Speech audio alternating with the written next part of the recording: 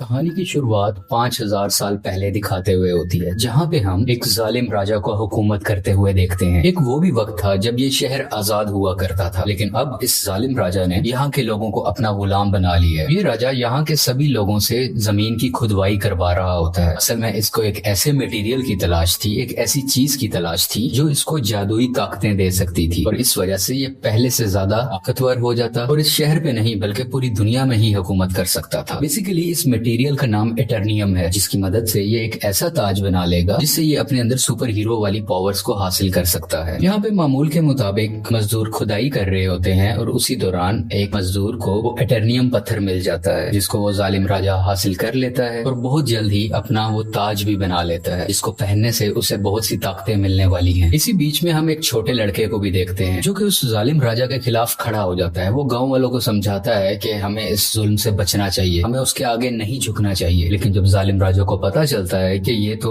मेरे खिलाफ खड़ा हो रहा है, तो वो उसे मारने का हुक्म दे देता है। और जैसे ही उसको मारा जा रहा होता है तो वो लड़का एकदम से गायब हो जाता है और एक ऐसी जगह पे आ जाता है जहाँ पे बहुत से देवता बैठे हुए थे। ये 6 गॉड्स या देवता इस बच्चे को कहते हैं कि तुमने हिम्मत की, हमें बहुत अच्छा लगा, इसलिए हम तुम्हें एक ऐसी पावर देने जा रहे हैं जिससे तुम एक लफ्ज शज़ाम बोलोगे तो तुम्हारे अंदर हम सब की पावर्स आ जाएंगी और तुम इतने ताकतवर बन जाओगे कि तुम आराम से उस जालिम राजा को हरा सकते हो। ये छोटा लड़का करता भी ऐसे है, वो शज़ाम बोलता है और बहुत ज्यादा पावरफुल बन जाता है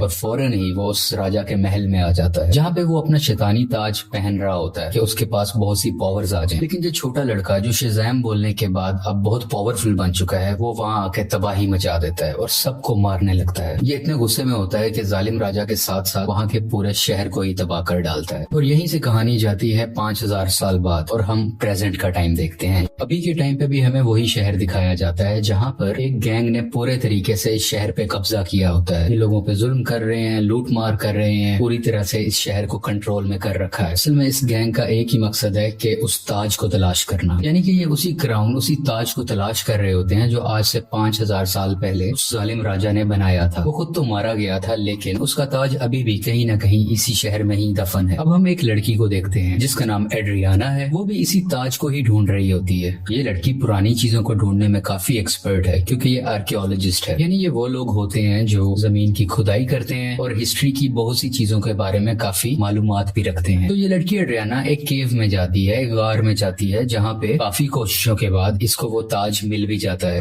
एड्रियाना और उसके साथी इसी बात को लेके खुश हो ही रहे होते हैं तो हमें पता चलता है कि इसी का एक साथी जिसका नाम इस्माइल है, वो उसी गैंग के साथ मिला हुआ है जिसने पूरे शहर पे कब्जा कर रखा है। तभी इस्माइल अपने साथ आए हुए एक साथी को मार देता है और अपने गैंग के दूसरे लोगों को भी उसी गार में बुला लेता है।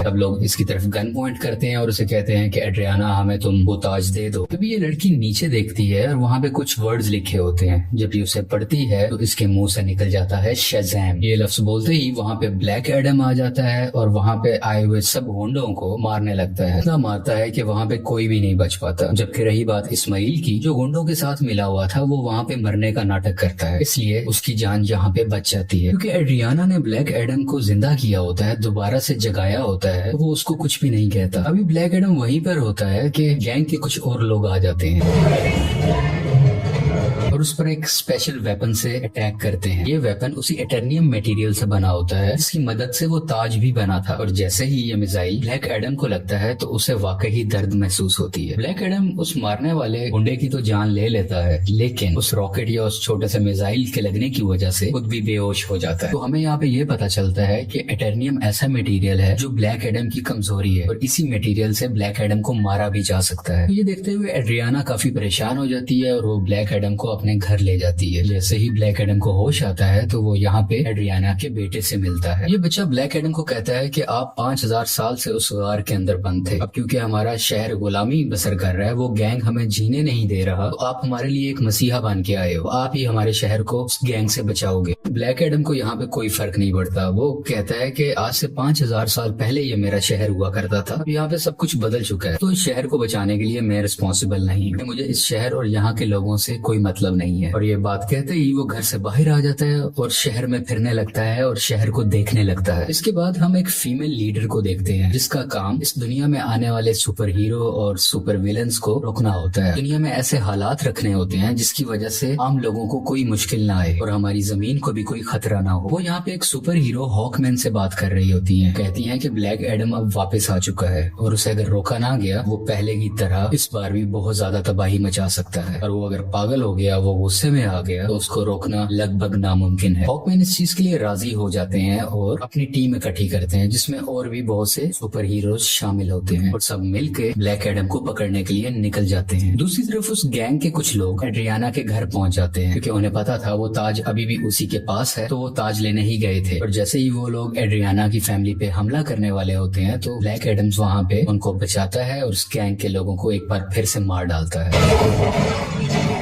और बचे हुए कुछ लोगों से ये अभी फाइट कर ही रहा होता है। तभी उसी वक्त हॉकमैन की बनाई हुई टीम वहाँ पे आ जाती है और ये सब मिलके ब्लैक एडम से लड़ाई करने लगते हैं। लेकिन अभी भी ब्लैक एडम इन पर भारी था। वो गैंग के लोग और जस्टिस सोसाइटी की टीम दोनों मिलके भी इसका कुछ नहीं बिगाड़ पा रहे थे और आखिरकार ब्लैक एडम वहाँ से चला जाता है। ये जस्टिस सोसाइटी की टीम जो कि हॉकमैन की बनाई हुई टीम है, वो एड्रियाना के पास आते हैं और उसे मदद मांगते हैं कि तुम हमारी हेल्प करो उसको पकड़ने में। लेकिन एड्रियाना उन्हें कहती है कि तुम तब कहाँ थे जब हम पे ये जुल्म हो रहे थे, तुम लोगों को तो मैंने पहले कभी नहीं देखा। एक ब्लैक एडम ही है जिसने हमें बचाया, जब मैं मरने वाली थी तो उसी ने ही मुझे बचाया था। जस्टिस सोसाइटी के लोग कहते हैं जिसको तुम समझ रही हो कि वो तुम्हारी हिफाजत कर रहा है, वो बहुत खतरनाक है। आज से 5000 साल पहले भी उसने हमारे इसी शहर को पूरे तरीके से तबाह कर दिया था। और बिल आखिर ये लोग एड्रियाना को राजी कर लेते हैं और इसीलिए एड्रियाना इन सबको ब्लैक एडम के पास ले जाती है ताकि सब लोग बैठ के आपस में बात कर सके, ताकि वो दोनों एक दूसरे की बातों को समझ सके और इनकी आपस की लड़ाई आपस में खत्म हो जाए। तभी दूसरी तरफ इस्माइल जो कि एड्रियाना का साथी था,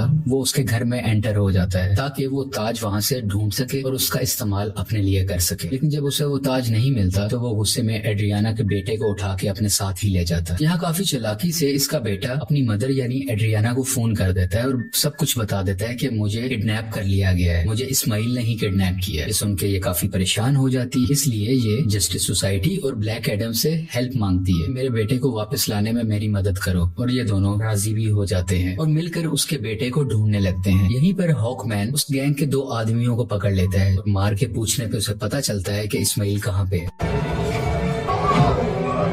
इस्माइल ने उसके बेटे को एक खुफिया जगह में रखा है जो कि एक रेगिस्तान में है। और जब ये सब यानी ब्लैक एडम और जस्टिस सोसाइटी उस जगह पर पहुंचते हैं तो देखते हैं कि इस्माइल ने उसके बेटे पे गन पॉइंट की हुई है। और यहाँ पे इस्माइल एक राज बताता है कि वो गैंग जो पूरे शहर में तबाही मचा रहा है उसका लीडर मैं ही हूँ और ये सब गुंडे मेरे लिए ही काम करते हैं। इसलिए वो एड्रियाना को कहता है कि अगर तुम्हें अपने बेटे की जान बचानी है तो मुझे वो ताज दे दो। तो ये परेशान माँ उसको वो ताज दे देती है ताकि उसके बेटे की जान बच सके। लेकिन इसके बावजूद भी वो उस बच्चे पे गोली चला देता है और जैसे ही ब्लैक एडम ये देखता है तो वो तेज स्पीड से उड़ता हुआ उसके आगे आकर उस बच्चे की जान बचा लेता है और यहाँ पे इस्माइल को अपनी लाइटनिंग से जला के मुकम्मल तरीके से खत्म कर डालता है।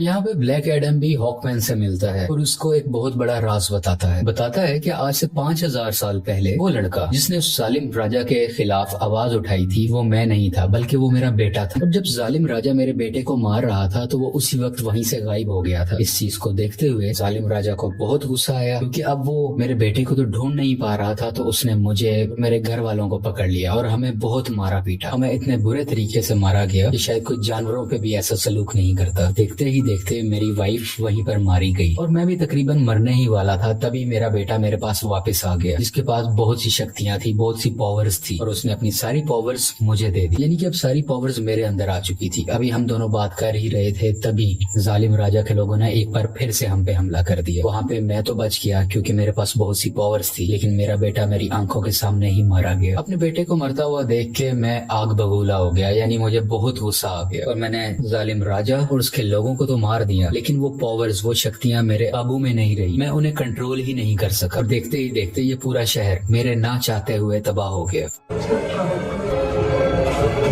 मेरा ऐसा करने की वजह से उन देवताओं ने, जिन्होंने मेरे बेटे को शक्ति दी और वो शक्ति अब मेरे पास है, वो बहुत नाराज हो चुके थे कि मैंने अपनी पावर का मिसयूज किया है, मैंने अपनी पावर को कंट्रोल में नहीं रखा। इसीलिए उन्होंने मुझे उस केव में बंद कर रखा और मैं कई हजार साल तक उस केव, उस कार के अंदर बंद रहा। जब एड्रियाना ने आके नाम लिया तो मैं एक बार दोबारा से जिंदा हो गया। यहाँ पे ब्लैक एडम को अभी भी बहुत अफसोस होता है कि उसकी वजह से पहले भी बहुत ज्यादा तबाही मची और अब भी बहुत ज्यादा तबाही मची है, बहुत से लोग मारे गए। ये वो हॉकमैन को कहता है कि मैं सरेंडर करना चाहता हूँ, मैं अपनी पावर्स को खत्म करके तुम लोगों के हवाले करना चाहता हूँ ताकि मेरी वजह से किसी को कोई नुकसान ना पहुंचे। इसके बाद ब्लैक एडम शज़ैम का वर्ड बोलता है, जिससे वो वापस से अपनी एक नॉर्मल फॉर्म में आ जाता है, यानी वो एक नॉर्मल इंसान बन जाता है जिसके पास इस वक्त सुपर पावर्स नहीं है। और जब तक ये दोबारा शज़ैम नहीं बोलेगा तब तक ये वापस से ब्लैक एडम नहीं बन सकता। इसलिए ये इनसे रिक्वेस्ट भी करता है, तुम मेरे साथ कुछ ऐसा करो कि मैं दोबारा से ये वर्ल्ड बोल ही ना सकूं। आखिरकार ब्लैक एडम को पानी के अंदर डाल दिया जाता है और उसके मुंह में एक ऐसी डिवाइस लगा दी जाती है जिस वजह से ये बोल ही ना पाए। ये एक छोटी सी जेल होती है जिसमें ब्लैक एडम को बंद कर दिया जाता है। दूसरी तरफ हमें इस्माइल को दिखाया जाता है जो कि मर चुका था और अब वो हेल के अंदर आ गया है। इस्माइल को एक बात शुरू से पता थी कि अगर वो उस ताज की ताकत को हासिल करना चाहता है तो उसका तरीका ये है कि उसको वो ताज अपने हाथ में पकड़ना होगा और उसी वक्त कोई ना कोई उसको मारे ताकि वो मर के हेल में आ जाए, यानी कि जहन्नुम में आ जाए और वो हेल के डीमन से यहाँ पे मिल सके जिनसे वो पावर हासिल कर सके। ये सारी बातें इस्माइल शुरू से ही जानता था, इसीलिए उसने ब्लैक एडम को उकसाया कि मैं जैसे ही एड्रियाना के बेटे को मारूंगा ब्लैक एडम आके उसे बचाएगा और मुझे मार डालेगा और उसी वक्त ताज भी उसके हाथ में ही था। ये सब बातें ये शुरू से जानता था और सब कुछ इसके प्लान के मुताबिक ही हो रहा था। यहाँ हेल के डीमंस इस्माइल से मिलते हैं और उसको अपनी पावर्स दे देते। पहले जैसा इंसान नहीं था, ये सबाक बन चुका होता है। इन पावर्स के साथ इस दुनिया में आ जाता है और हर तरफ तबाही मचाने लगता है। जैसे ही जस्टिस सोसाइटी को इसके बारे में पता चलता है तो वो इसके मुकाबले के लिए इसके सामने आते हैं। यहाँ पे काफी देर लड़ाई चलती रहती है, लेकिन सबाक क्योंकि बहुत ज्यादा पावरफुल था, ये सब मिल के भी उसको नहीं रोक पा रहे थे।